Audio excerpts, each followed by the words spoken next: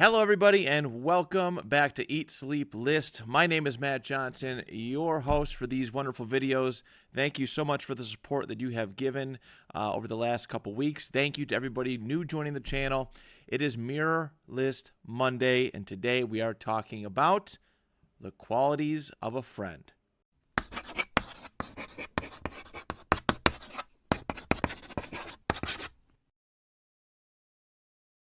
All right, so I've been really weighing whether I should do this episode or not in my own mind. All this week, planning this episode out, I've debated, should I talk about it?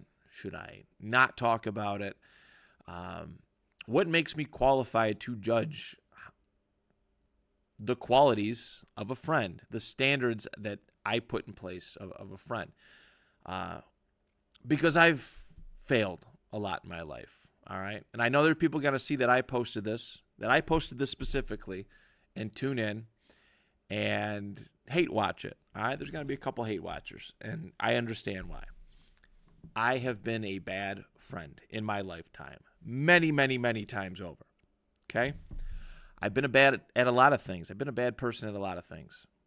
I've been a bad son, a bad brother, a bad husband, a bad boyfriend, a bad cousin, a bad nephew, a bad grandson, a bad teammate, coworker, employee.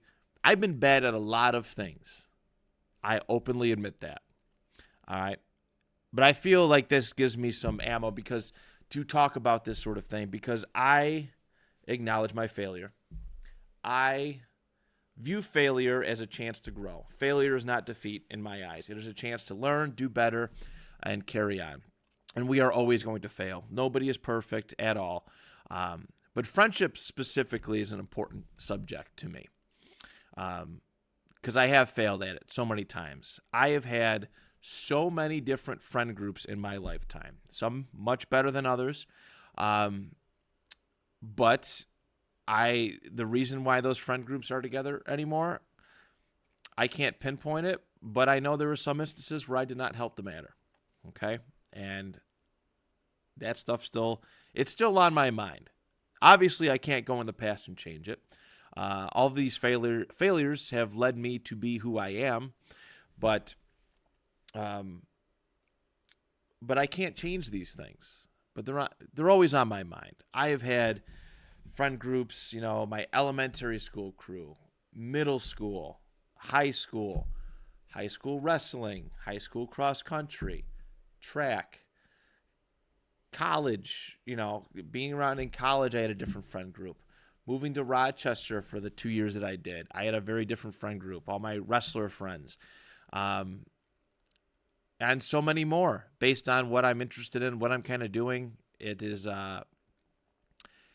I've run through a lot of friend groups, I should say, and I haven't been the best version myself for all of them.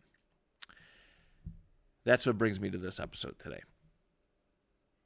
I think it's important to develop standards to having friends. I think actually we all have them. We just don't really know them because we've never written them down on a list. Wink, wink. Write them down on a list. I've never put them, I've never admitted them. I've never really thought about it. Just, it's a vibe check usually, right? If somebody just, doesn't feel right, then we don't really give that person a chance. We don't really know why. We don't necessarily know why.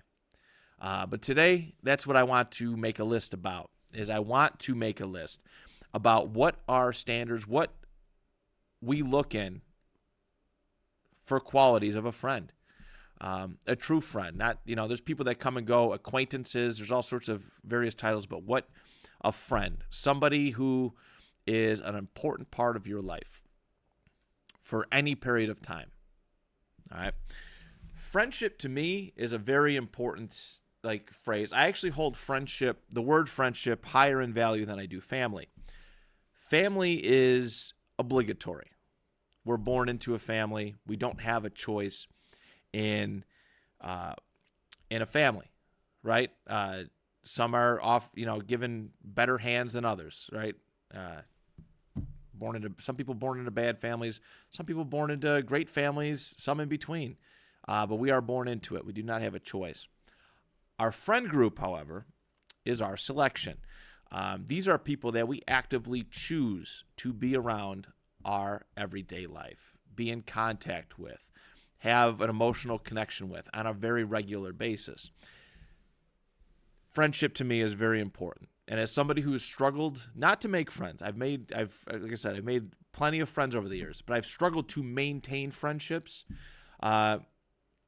It's just a fact of life. This is something that we have to really keep in mind as we're learning, as we're growing, as we're accumulating friends, as we're moving about life, is friendship. And those who we choose to keep around us. Having standards is so important. It really is. It really is. I'm a bit of a calloused individual right now at 33, almost 34 years old. I've already admitted that I've been a bad friend, but man, I have been hurt time and time again with people, with friends. Some of it very direct, some of it indirect. And I have spent many nights, sleepless nights, mulling over people that I love and care about, and why, how one day everything's great and the next day maybe not so much. What changed? What did I do? What happened to that individual? This stuff has always bothered me. It's a little bit out of my control as far as how other people view me, but I've been hurt so many times. It's been directly, I'll never forget this. A couple little stories here. I remember I was in 10th grade and I really wanted to just be a part of the high school social scene, right? I was like, oh man, I never get invited to parties. And I remember asking this kid who was always talking about these parties he's having, and at the top of his lungs yelled at me in front of my entire 10th grade science class about not inviting dudes to parties. I'm like, oh, okay. That hurt. This is a guy I sat with every day, was relatively close to, but I remember that hurting. I also remember a graduation party many, many years ago that I went to.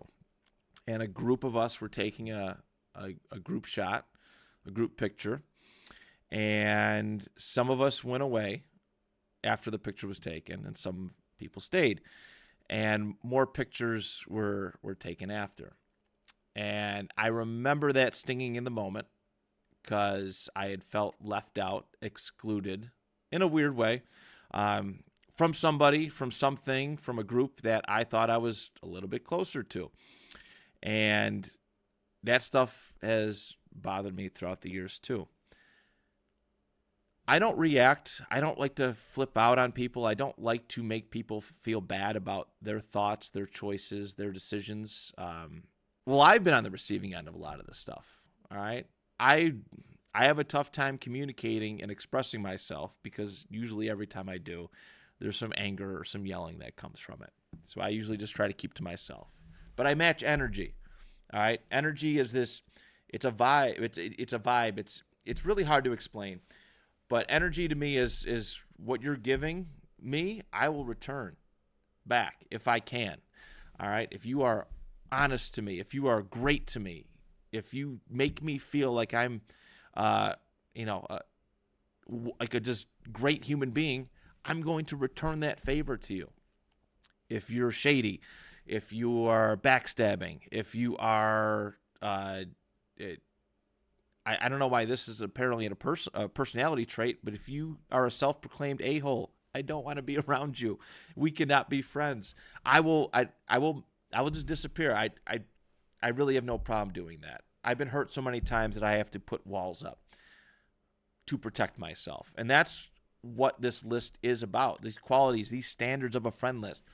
It is putting a wall up. It is protecting ourselves from people, from things, from moments, from trauma. It is protecting our mental health. All right? I don't want to be sad over friends anymore. I've had so many of them in my day. Had so many of them. Some better than others. Just, I don't want to be sad about it anymore. So I choose my friend. I'm a little bit more selective about who I choose my friends with, but everybody gets a fair crack right at the beginning. But also, I want to keep in mind that just because a friendship grows apart doesn't mean it has to end badly.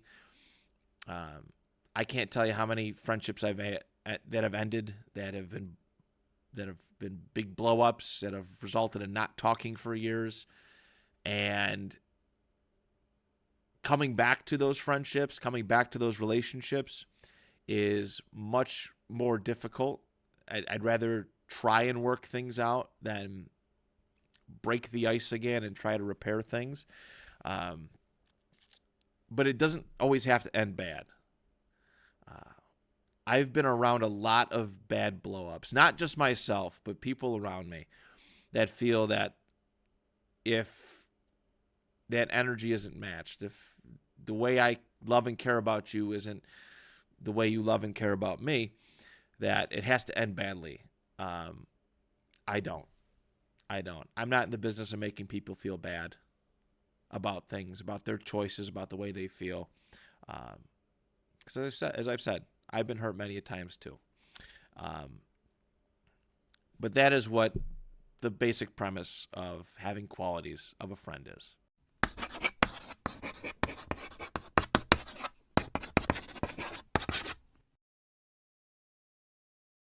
So the lessons from today's list. There's some good ones. It's probably one of the more in-depth ones that we've done in this very short run of episodes that we've done.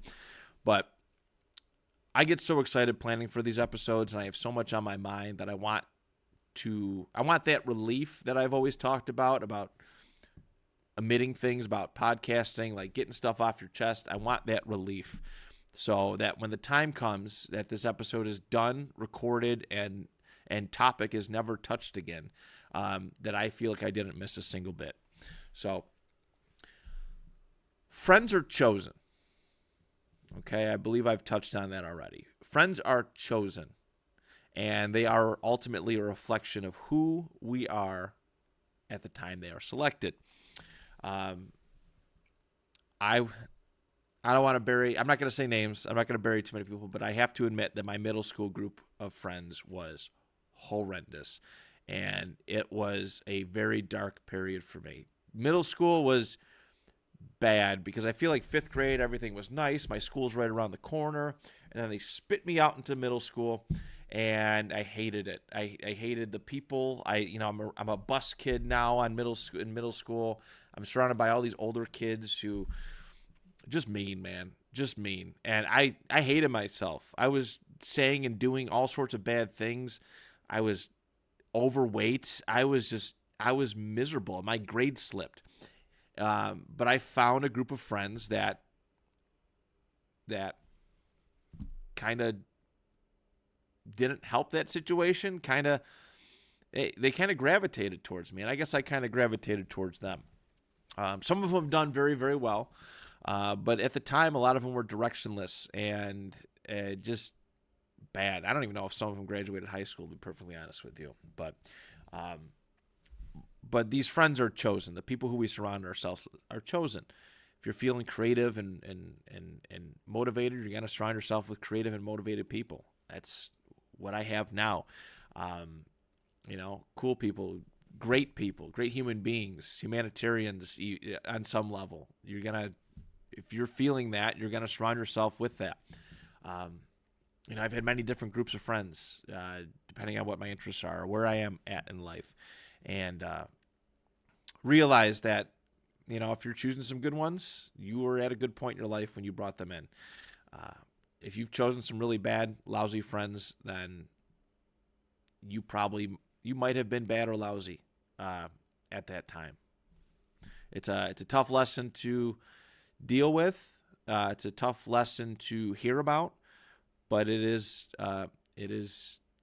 factual, at least in my life experience. With this list, I want you to realize that, again, we're putting qualities, we're putting standards on friends who we surround ourselves with. You may not realize it, but there are qualities and standards that your friends have, that or other people have, that have permitted or not permitted you to be a part of that group. I didn't realize how difficult it was to get to be friends with some people. I just didn't understand it. I grew up and wanted to be everybody's friend. All right. I remember pre-K. I didn't know how to make friends, and my mom loves telling me the story. But there was two people that I remember walking up to. I go, "Hi, I'm Matt. Do you want to be my friend?" And it's like, it's kind of adorable, the innocence of a child, but that was my standard. Just say yes or no, and we're good. But people have placed a lot of standards. They protect themselves. People are, have been hurt too by other folks. And if something's not passing their sniff check, their vibe check, you're just not going to be around, and there's nothing you could do about it. But in a world of having standards, I guess it's important to have those. And yeah, just certain qualities. Some of these qualities are reflections of where we want to be in life. If you want to be a rich person, you want to have all sorts of fun toys like jet skis and yachts and boats and all that stuff, you're going to want to surround yourself with well-off people. One of my standards, I won't spoil it now, but some of the standards and qualities I have are people that I want to grow with. Friends who I want to grow with, and they have like-minded interests. I can't tell you how many friends I've made through podcasting.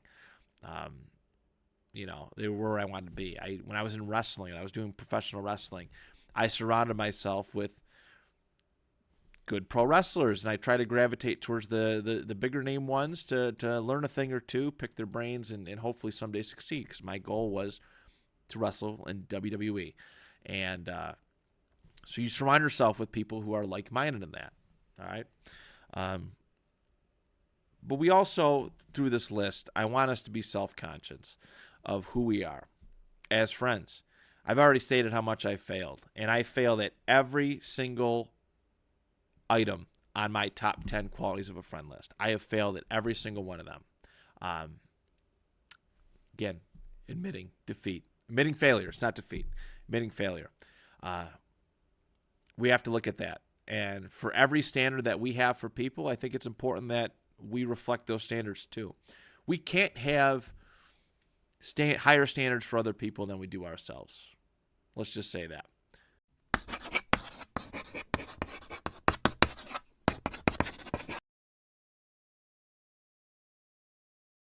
All right, here are my top 10 qualities of a friend. And just so you know, just to preface this list, this one is probably in not a specific order. All right, there's probably I would dare so say that these are just 10 qualities.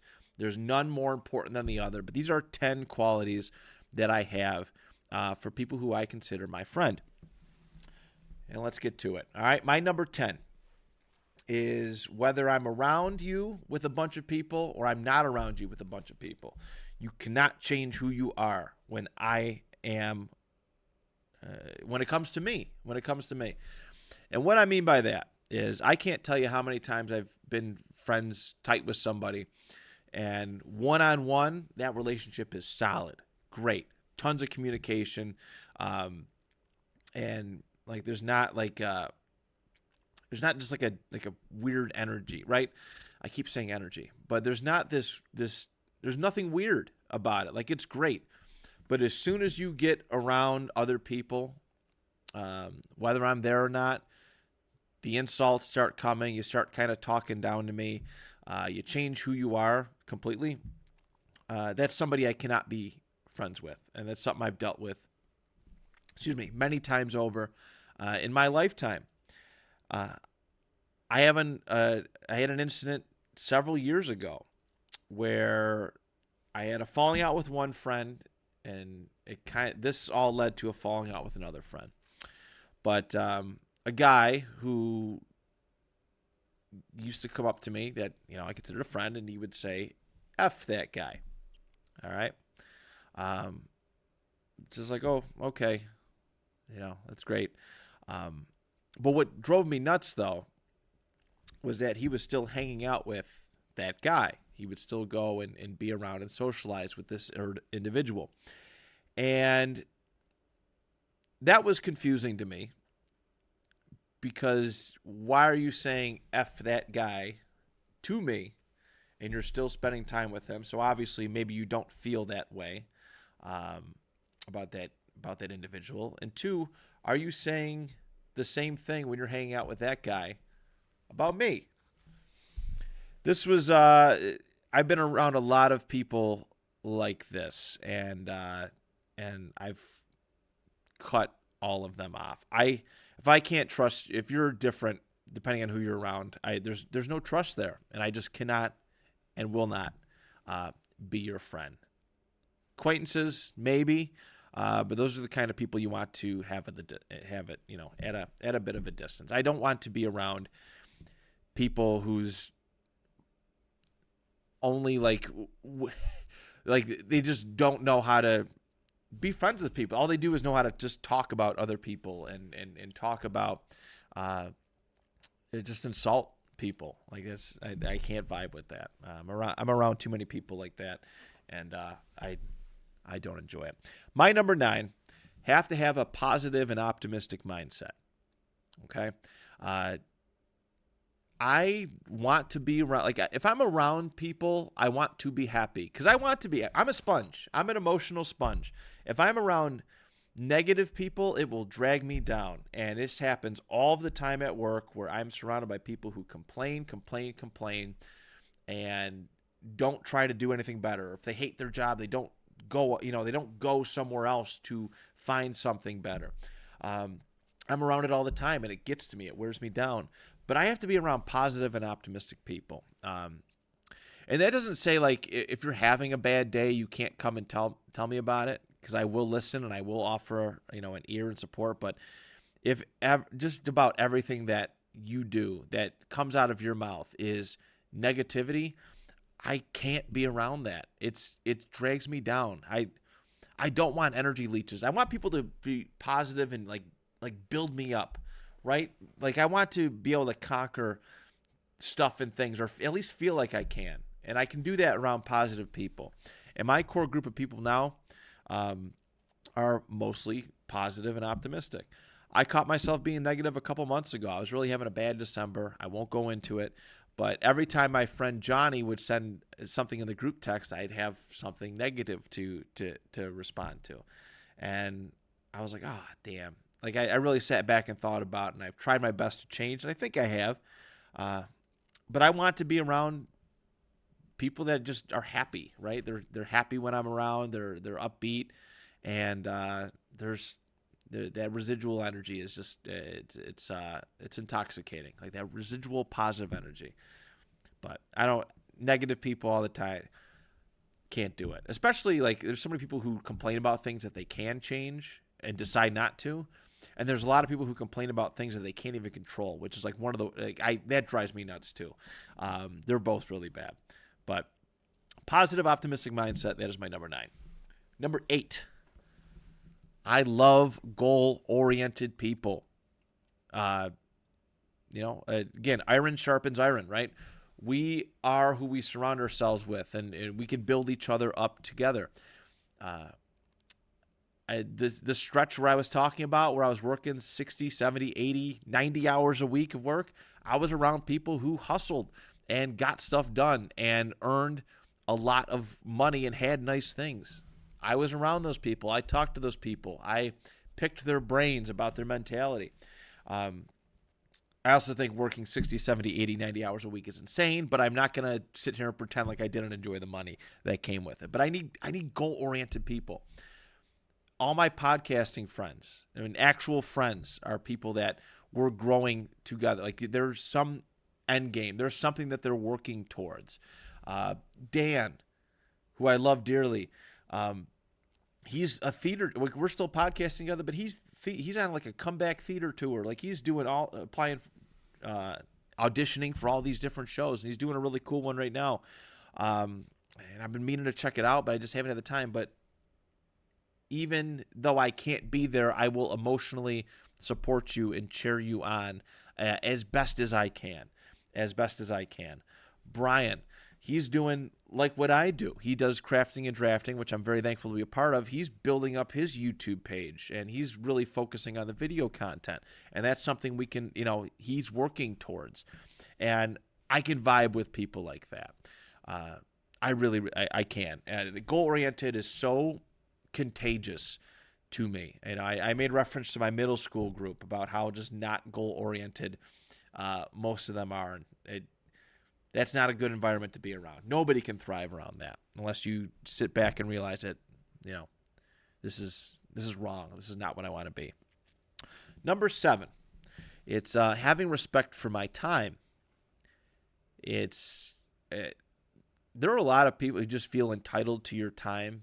I'm going to get to another one, like a certain subject in a little bit, but they think that the whole world and everything kind of revolves around them. Like if I don't drop what I'm doing to be a part, to do what you're demanding right now, then like you have no respect for my time. All right. There are also people who have no problem canceling plans. This is the aspect of this of not respecting my time that it drives me nuts. I have been a very busy person all my life. I have, again, school, work, relationships, and my hobbies, right? My various hobbies that I've talked about plenty of times over. So if we get to the day of, or we get to the final like hour, a couple hours before, and you cancel, usually that's okay once in a while, right? Life comes up, life happens. But if it's a repeated offense, if it is a repeated habit, I cannot be friends with you. I've stopped reaching out to folks who have done that and thought nothing of it. If you have a scheduling conflict and you are always choosing the other thing over myself, then what am I doing here?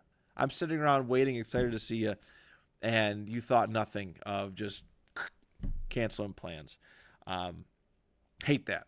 Absolutely. Like, I can't stand it and cannot be around people like that. Again, things come up, but if it's a frequent habit, it's a wrap.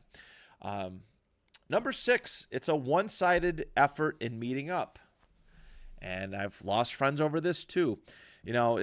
I've been close with so many people, and then after a certain amount of time, it just gets harder and harder to spend time with them.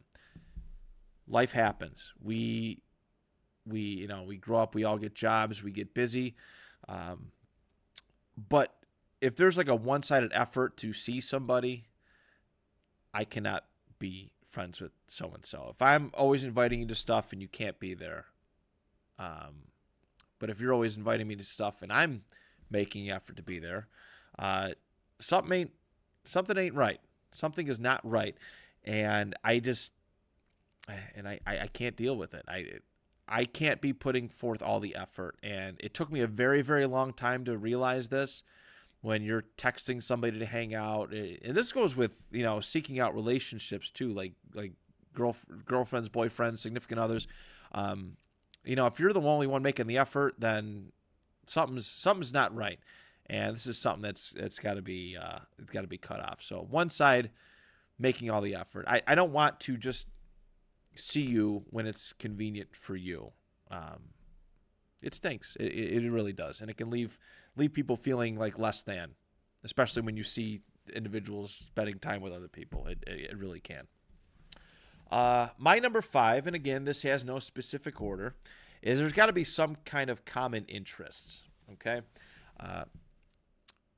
Brian, I will give another reference. My buddy Brian, very, very passionate Buffalo Bills fan, and we're growing together as far as our love for football and whatnot. But there was a point early on in our friendship where it got really bad, and we've talked about it. And I don't want, Brian, if you're listening to this, I don't want you to think I'm like burying you at all, but it's a very important lesson. if I take away Buffalo Bills Brian, I still have Star Wars Brian. I still have Family Man Brian. I still have podcast Brian. I still have pop culture, video game Brian. I have all these different layers. The common interest is a nice bridge, and we're probably going to be doing a Mirrorless Monday episode soon, maybe even as soon as next week, about something along those lines. I'm not saying that we have to have every single thing in common, but there has to be some layers of interest there. It's not going to work. It usually doesn't. All right, my number 4 is you have to be there when it is important to me. And vice versa. I'm guilty of all of these things as well.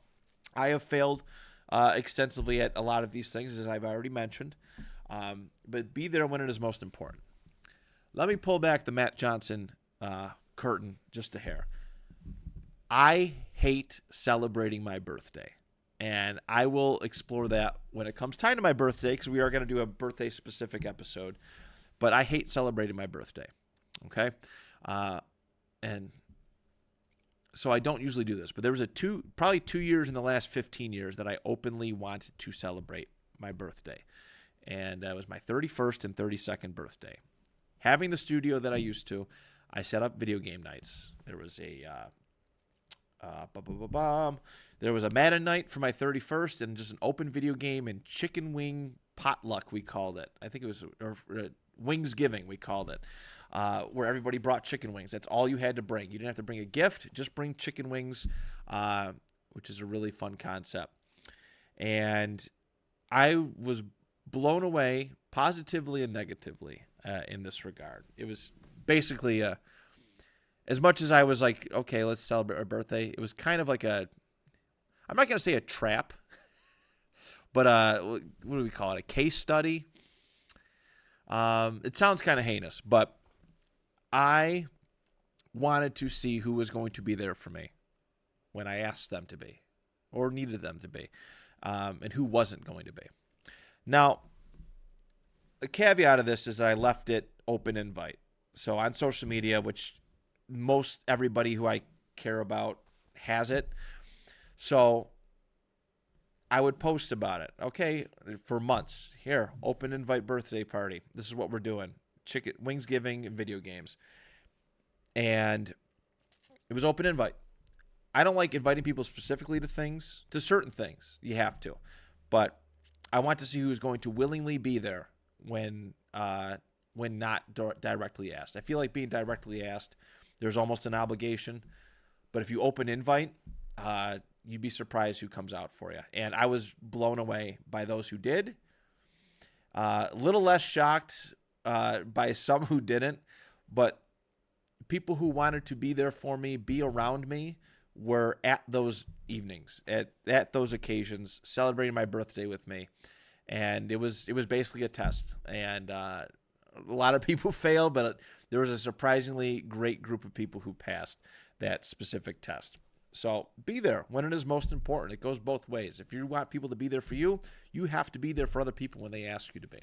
But yeah, the right people showed up for all of those events, and that's what I tend to look at positively and who I give my energy to as best as I can. Number 3, I have to feel like I can be myself around you. If I have to put on a phony face, phony personality, it's not good for anybody. My group of friends, I can talk about things with. I don't have to filter myself. I can love what I want to love, dislike what I want to dislike, and I never have to feel bad about it. And it has taken me many different friend groups to do that. All right? It has taken me many different friend groups to have to get to that. But I will always say that my current crop of friends are the best group of friends that I've ever had, because it is. I've worked for that. I've worked towards that. And I've never had a question where I stand with the current crop of individuals that I talk to on a frequent basis. So thank you all for that. My number 2 is transactional relationships. They are no good. They are no good for anybody. here's a test. And, well, here's a story first, and then we'll discuss the tests. Obviously, you can see I'm very cynical, and I love testing testing people in friendships.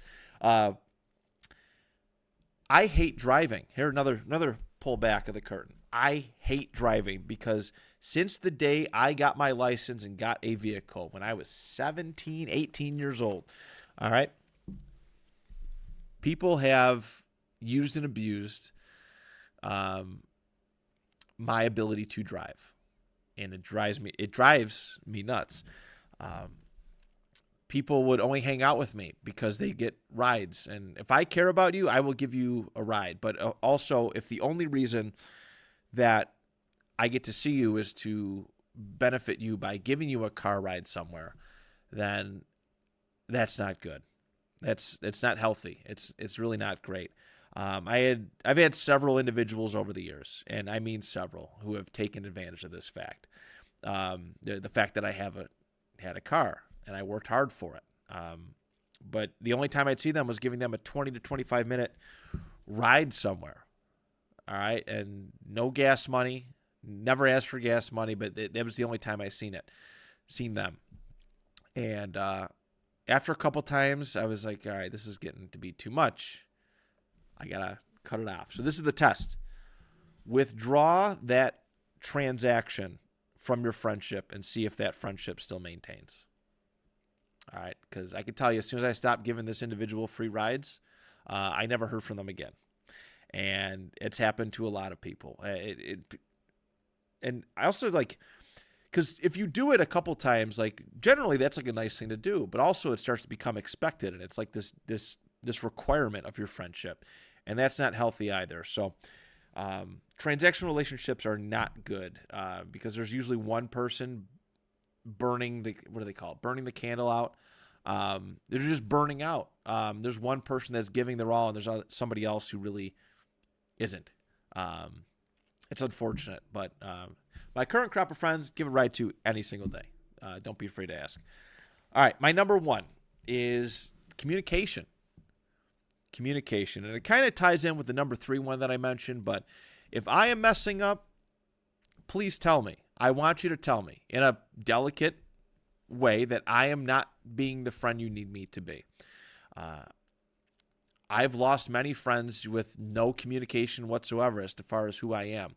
And that has in turn led me to think that it's okay to do that to other people. I want that communication. I want to be held respectfully accountable for who I am and how I treat you. And that goes vice versa. If I can't call you, if I can't talk to you about an issue I'm having with you, or just an issue, there's something going on. If you get very defensive, if you get upset, then there's nothing there. There's nothing there. I like to be held accountable.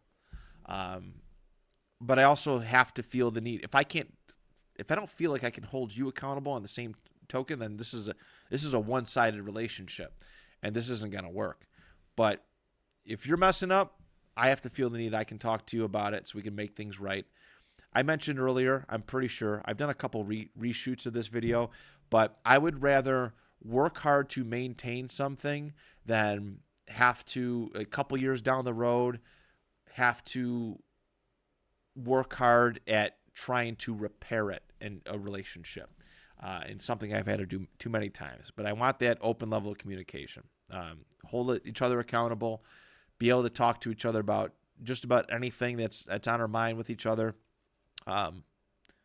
And we could be friends. But that is it. That is my top 10 qualities of a friend. Thank you so much, everybody, for tuning into this list. You could probably tell I was a little shaky throughout some of it, a little bit of anxiety discussing this topic, but it is a necessary one, and I'm glad you all came along for the ride. All right, make sure you tune in Friday for our Fun List Friday. We got a fun, hopefully much quicker episode. I know these have been going a little long lately, but please tune in for that.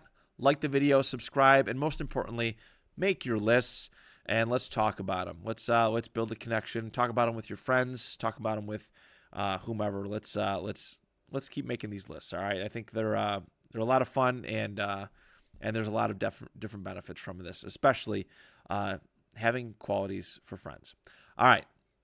I'm done. No more talking. I will see you on Friday. Till next time, do you even list?